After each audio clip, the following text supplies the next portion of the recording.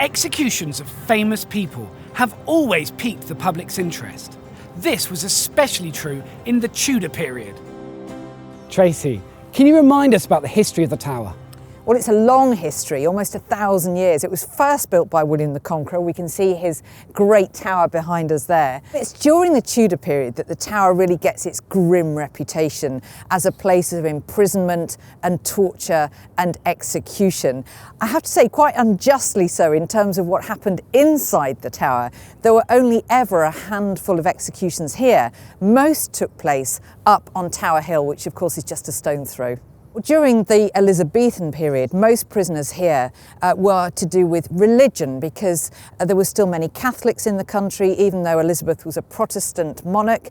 There were fears of a Catholic plot to assassinate the Queen. So many of those implicated found their way here to the Tower. It was a time of intense paranoia. The Pope had sanctioned Elizabeth's execution, her assassination. So there were numerous plots, and Elizabeth's spy masters would round them up and bring them here to the most secure place in the kingdom. And what sort of things were they executed for?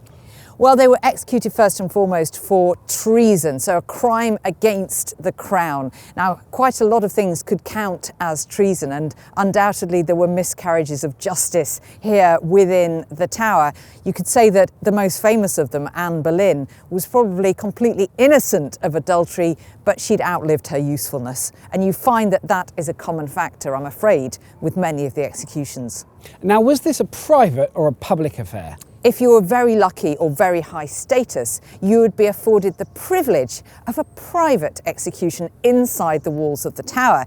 But by private, that could mean up to 1,000 people watching, as were present at Anne Boleyn's execution. Most executions, though, by far the majority, were up on Tower Hill. Now, they could attract tens of thousands of spectators. There was nothing private about that. There's one account that people were hanging off the rigging of ships on the Thames to get a good view. And as with any great gathering for a sporting event, refreshments would be sold, there were entertainments, and then of course the big match itself, the spectacle as the prisoner was led from the Tower up to the scaffold to meet his death. So you've mentioned that the really high status executions would happen inside the Tower itself. Can you tell us about some of these? Well, the most famous and the one that visitors still flock here to learn about today is Elizabeth's mother, Anne Boleyn. There was also another queen, Lady Jane Grey, Katherine Howard as well. And in Elizabeth's reign, there was the Earl of Essex. He was probably the most notorious of those executed inside the Tower's walls. Can you give us a few more details about what actually happened at this most famous of executions? Well, it is the most famous. It's also one of the most unusual because Henry, as a concession to his estranged wife, sent for an expert executioner all the way from Calais. He'd actually sent for him before Anne's trial had even taken place. And so, believe it or not, the fact that Henry sent for an expert executioner to dispatch his wife was actually a kindness to her, because axemen were notoriously inaccurate. It could take several blows of the axe to sever somebody's head, whereas this swordsman was known to dispatch people very swiftly. And that's exactly what happened. One can only imagine what it must have been like to be a member of the audience at Anne's execution, because we know the mood changed thanks to Anne's impassioned and very brave speech. It went from hostile to very devastated. There were people crying at Anne's execution, and then horror, because when her head was struck off, the eyes and lips were seen to move for several seconds afterwards. That's really grisly indeed. Now, complimenting or thanking the monarch before your execution, that was quite common, wasn't it? Why was this? It was all about your loved ones, and this was definitely the case with Anne Boleyn. She was trying to protect her daughter, the future Elizabeth I, so she didn't want to anger the king any more than he was already. So she spoke kindly of him, she spoke of her loyalty, and she was hoping that therefore he would look kindly on their daughter. Sadly, he pretty much forgot about Elizabeth. But in doing so, she did win over the crowd. Exactly. So we know some of the high status prisoners were kept here in the Tower. Did they all arrive through St Thomas's Tower, commonly known as Traitor's Gate? Well, that's what you would believe, and certainly that's where tourists flock to today. But in fact, if you're high status, you would probably have arrived at what was known as the Court Gate. That was by the Bywood Tower, very close to the Tower Menagerie. That's certainly where Anne Boleyn arrived. It's probably where Elizabeth arrived when she was a prisoner during her sister Mary's reign. So actually, if you were high status enough, it would be a whole lot more private. So what were the different methods of execution?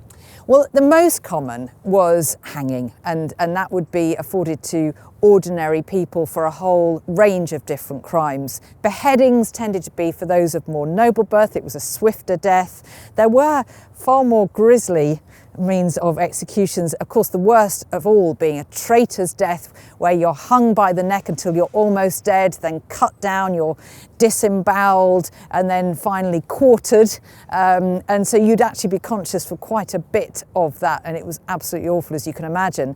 There was also burning during the reign of Henry VIII. Mary, his eldest daughter, she burnt hundreds of heretics, Protestants, in her attempt to make England a Roman Catholic country again. There was also the punishment of boiling, being boiled alive, which you could be if you were a poisoner. Now, thankfully, that wasn't often used. So execution by beheading was actually quite merciful. Well, when you know what else it could have been, you can see actually why it was considered a privilege. What about the executioners themselves? Do we know anything about them? Hardly anything. They tended to be anonymous. Of course, they were masked. But we do know that the prisoner in every case would have formally forgiven the executioner for what he was about to do. They often paid them, probably to ensure they did a better job.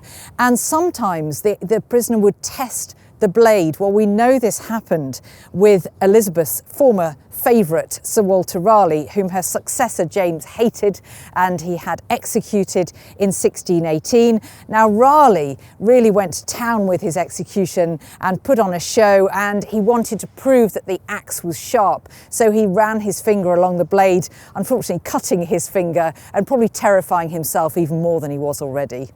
And how many people were executed during Elizabeth's reign? Well, in fact, it's pretty much impossible to tell because the sources just don't exist. We certainly know about the high status ones, and there are a handful of those here at the Tower, but there were probably hundreds, if not thousands, more executed up on Tower Hill. But ironically, Elizabeth doesn't have such a brutal reputation as her half-sister Mary, who executed hundreds in the space of her just 5-year reign. But Elizabeth probably executed more, but they were spread out over a 45-year reign, so it didn't seem as much.